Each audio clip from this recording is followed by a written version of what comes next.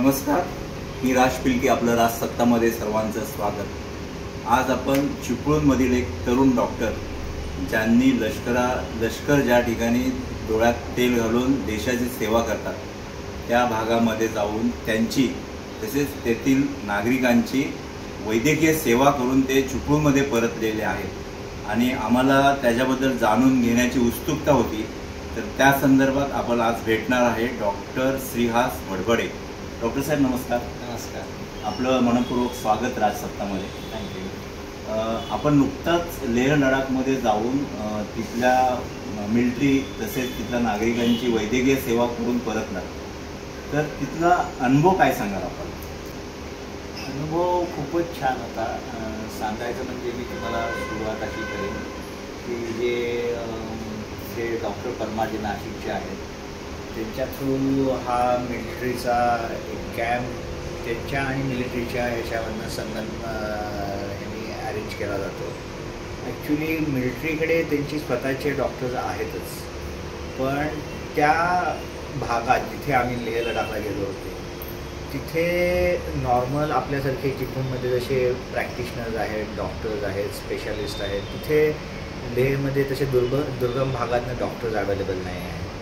त्यामुळे मिलिटरी एक सद्भावनेतनं ह्या लोकांना, कारण ऑलमोस्ट तिथे 4 ते 5 महिने बर्फ असतो, त्या लोकांना सेवा मिळावी म्हणून स्पेशालिस्ट डॉक्टर्स, त्याच्याबरोबर आमच्यासारखे डॉक्टर जे आहेत त्यांना बोलवले, जे प्रॅक्टिशनर जनरल प्रॅक्टिशनर्स आहेत त्या लोकांचे जे काही त्यांना आजार त्रास जे आहेत त्यांच्याकरता आणि कॅम्प्स वर्षातून 3दा अरेंज केले जातात। तिथल्या ह्या कॅम्पला आत्ता मी गेलो होतो।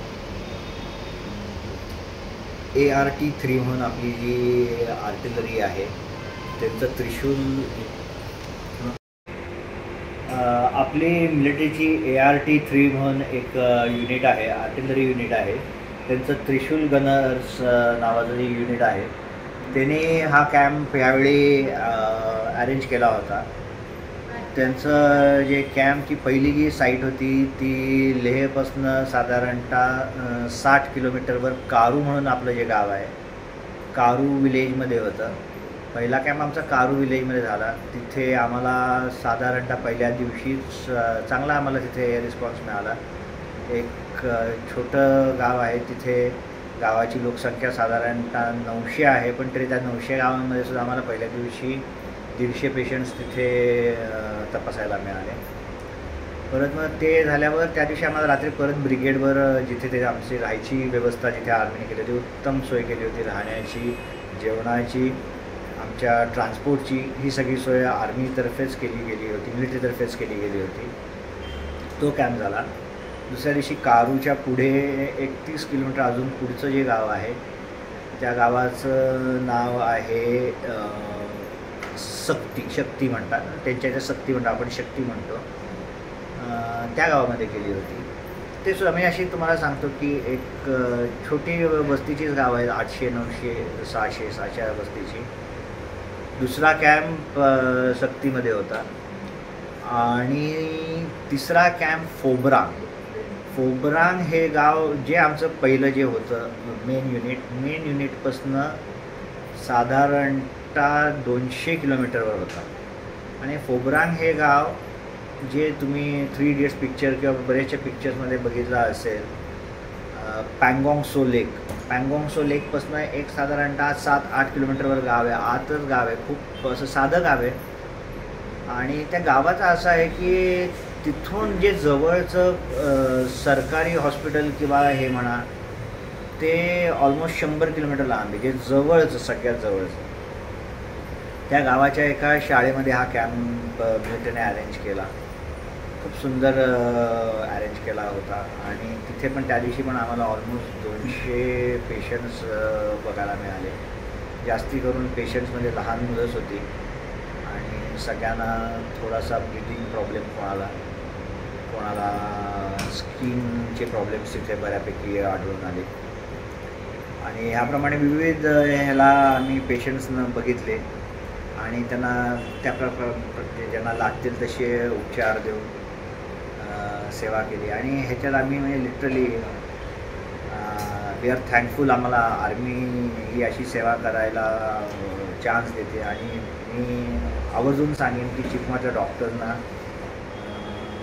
की यंग डॉक्टर्सनी ह्याच्यात जावं, तिथे तुम्ही तुमची रुग्णांची सेवा करावी. एक तुम्हाला नवा अनुभव मिळतो, एक उत्साह मिळतो पुढील कामाकरता. डॉक्टर साहेब, मला एक सांगा की आता हा कॅम्प झाला, मला वाटतं दुसरं वर्ष, तुम्ही मागच्या वर्षी पण गेला होता. मागच्या वर्षी मी दुसऱ्या, मला वाटतं काश्मीरमध्ये, प्रॉपर काश्मीरमध्ये, कुपवाडा सोपोर हे POKच्या ह्याच्यावर आहे, तिथे गेलो. पण आता हा कॅम्प त्या ठिकाणी आयोजित करण्याचा उद्देश म्हणजे नक्की कशासाठी? कारण आता ॲक्च्युली तिथं तुम्ही म्हटलात तसं की 100 किलोमीटर अंतरावरती दवाखाने असतात किंवा त्या जागेवर नसतात, तर मग हे कोण अरेंज करतं किंवा त्याचं हे काय असं? काश्मीरमधला जो कॅम्प होता तो बॉर्डरलेस वर्ल्ड म्हणून एक NGO आहे, त्यांच्यातर्फे ऑर्गनाईज केला होता. ह्या कॅम्पच्या मागे उद्दिष्ट हे अतिशय निखळ उद्दिष्ट असतं मिलिटरीचं, की ही जी सगळी जागा तिथे असतात ह्या साधारणतः ऑक्टोबर-नोव्हेंबरला तिथे आपला स्नोफॉल बर्फ पडायला सुरुवात होते. ऑक्टोबर ते मार्च एंड एप्रिलपर्यंत त्या जागा टोटली आपल्या नॉर्मल जगापासून डिस्कनेक्टेड असतात बर्फामुळे, कारण तिथे रस्ते नाहीत, काही नाहीत. मग अशा वेळी आयदर तेव्हा पण आपली मिलिटरीज त्या लोकांना मदत करू शकते आणि ते सुद्धा एअरलिफ्ट म्हणजे हेलिकॉप्टर्सनी जाऊन मदत करतात.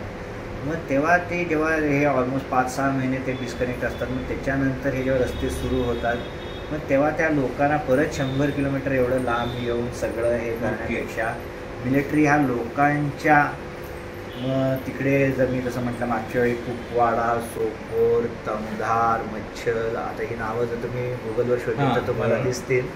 तर ही सगळी आपल्या POKवर लागून आहेत. म्हणजे ऑलमोस्ट आपली जे पाक ऑक्युपाईड काश्मीर आहे हे तिथनं 10-10 मीटरवर आहे. आपल्याला इकडनं अशी त्यांची पाक ऑक्युपाईड काश्मीरमधली घरं दिसतात, 10 मीटरवर घरं दिसतात किंवा आपण तिकडच्या लोकांना हात करू शकतो, हाय करू शकतो एवढं. पण आपले जे इंडियन्स आत्ता आहेत, आपली जी इंडियन लाईन ऑफ म्हणजे आपल्या ताब्यातलं भारतीय लोक आहेत, त्यांच्यामध्ये जे करत आहे हे सगळं कॅम्प अरेंज केले जातं. लेह लडाखमध्ये तसा हे नाही आहे की कारण चायनाचं तशी बाउंड्री लांब आहे, पण तीसुद्धा गावं दुर्गम आहेत आणि तिथेसुद्धा हा बर्फाचा त्रास आहे. तिथेसुद्धा कुठं आलं तरी तिथे BROने रस्ते खूप छान बनवलेले आहेत, पण तरी त्या लोकांना ट्रान्सपोर्टेशन हा प्रॉब्लेम आहे. त्यामुळे आर्मी त्यांच्या सद्भावनेच्या हिशोबानेच हे कॅम्प्स अरेंज करते.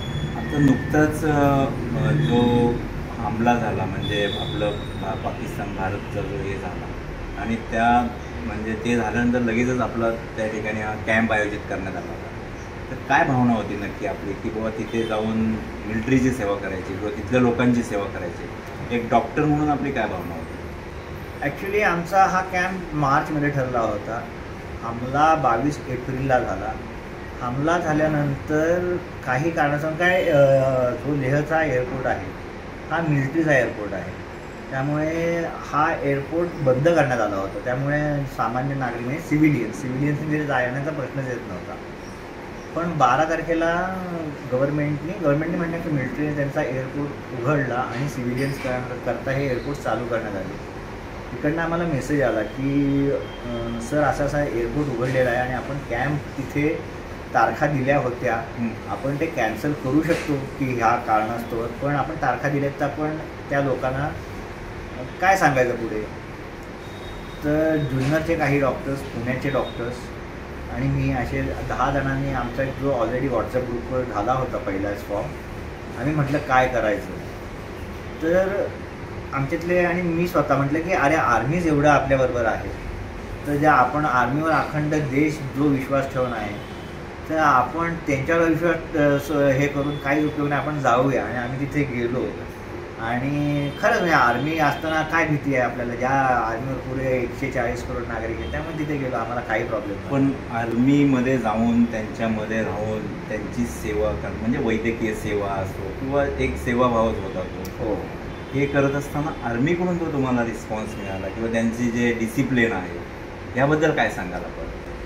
आर्मीचा डिसिप्लिन म्हणजे आर्मी म्हणजेच डिसिप्लिन, लाईफ इज डिसिप्लिन हे आर्मीचं एक वाक्य आहे आणि त्याप्रमाणे तिथे सगळं असतं.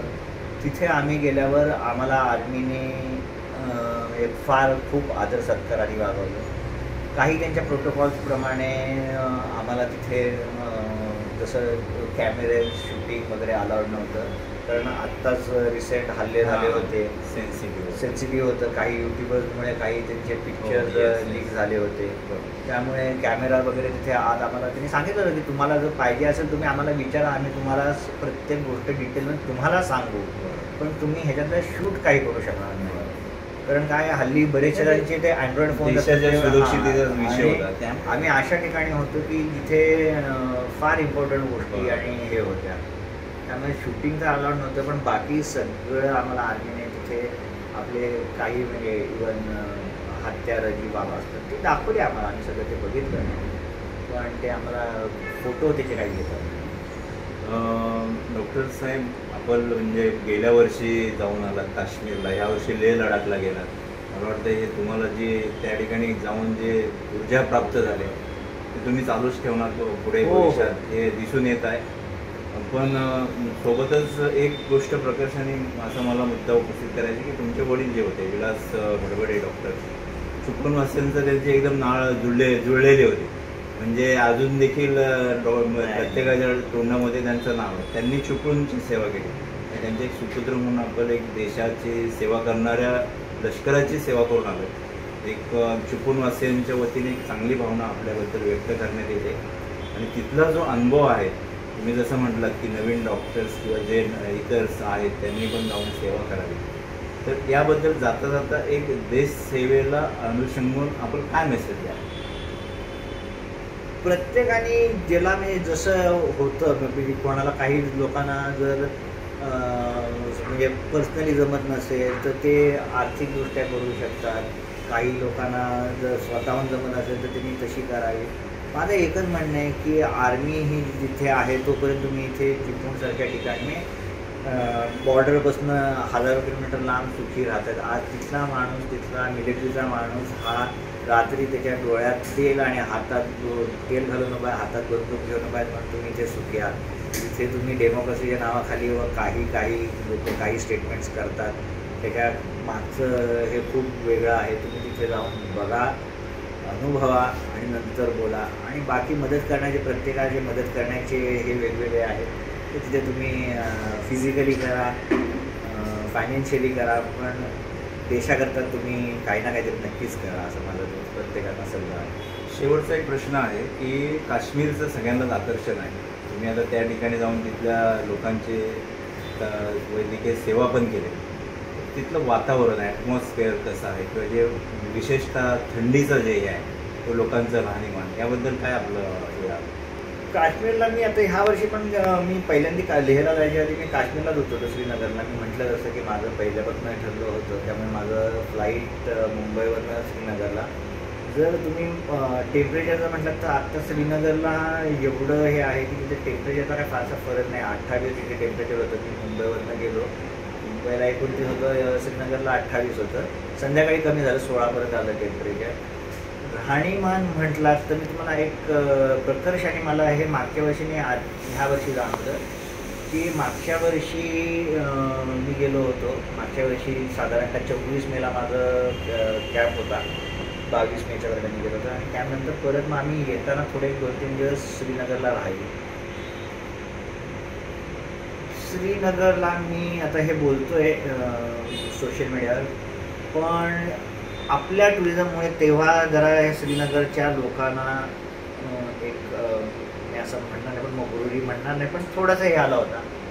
ह्या हल्ल्यानंतर लोकांनी श्रीनगरला जाणं थोडं टाळलं किंवा घाबरून टाळलं, कशामुळे टाळलं, पण तिथला आता जरा टुरिझम कमी झाला आणि त्या लोकांमध्ये पण आता त्यांना म्हणजे जाणवायला लागलं की नाही, आपण जर ह्यांना असं वागवलं तर आपण ह्या लोकांना असं वागवलं तर उद्या आपल्यासुद्धा पोटावर पाय येणार आहे. शेवटी माणसं जी आहेत, जे कोण जे काय करतात ते सगळेजण आज आपल्या पोटापाण्याकरता करत आहेत. आज या हल्ल्याचा तिथे भयानक परिणाम झाला आहे. मी गेलो, ऑलमोस्ट फ्लाईट 20 ते 30% भरलं होतं. आम्ही 40 जण फार तर फार पुऱ्या फ्लाईटमध्ये होतो. मी ज्या हॉटेलमध्ये राहिलो होतो त्या हॉटेलमधले 4 मजली हॉटेल होतं. ते 4 मजली हॉटेलमध्ये मला साधारणतः 30-40 रूम्स तर नक्की असतील, पण त्या हॉटेलमध्ये फक्त माझी एकच रूम ऑक्युपाईड होती. लेहवरनं मी टॅक्सीने श्रीनगरला मी लेहला टॅक्सीने गेलो. टॅक्सीवाल्याशी पण मी शेवटी म्हणजे बार्गेन केलं, कारण काय मला जायला काही हेच नव्हतं. पण फार फार फार ह्या हल्ल्यानंतर तिकडे परिस्थिती बिकट झाली, म्हणजे लोक जायचे कमी झालेले आहे. साहजिक आहे की थोडंसं भीतीचा प्रश्न हे झाल्यामुळे लोकांचं जाणं कमी झालं, पण ही परिस्थिती पूर्वपदावर यायला वेळ लागणार नाही. पूर्वपदावर ही परिस्थिती येईल, आणि पूर्वपदावर ही परिस्थिती येण्याकरता जसं आपल्याकडनं आपण एक आपल्या देशाचा भाग म्हणून तिकडे जातोय, तसं आपल्याला त्या लोकांकडनं पण तशीच अपेक्षा पाहिजे की त्याने आपल्याला आपलं त्यांचं मानलं पाहिजे. जोपर्यंत त्यांच्यात ती भावना येणार नाही तोपर्यंत ह्या गोष्टी टाळी एका हाताने वाजत नाही. आपण हात तर गेले किती वर्ष तिकडे जो पुढे करतोय. मी असं म्हणत नाही की सगळेच तशी आहेत तिथे, पण तिथे जे काही लोक आहेत समाजकंटक सगळ्याच ठिकाणी असतात, त्याच्यातली काही जी लोक आहेत ज्यांचे आपण रॅडिकल किंवा उग्रवादी विचाराचे आहेत, त्या काही लोकांमुळे हा सगळा होतोय. पण तो जोपर्यंत कमी होणार नाही तोपर्यंत तरी हे पूर्वपदावर येणं मला थोडा अवघड. चांगला मुद्दा डॉक्टर साहेब आपण सांगितला, पण त्यासोबतच तुम्ही जे वैद्यकीय सेवेच्या माध्यमातून तिथं जे पाऊल टाकले, त्यानिमित्ताने होईना का त्यांना याची जाणीव होऊन हा सुधारणा होईल अशी आपण अपेक्षा ठेवू. आणि तुमच्या पुढील वैद्यकीय सेवेसाठी आमच्या चॅनलतर्फे, संपूर्ण चिपळूणवासियांतर्फे आपल्याला मनःपूर्वक शुभेच्छा. धन्यवाद.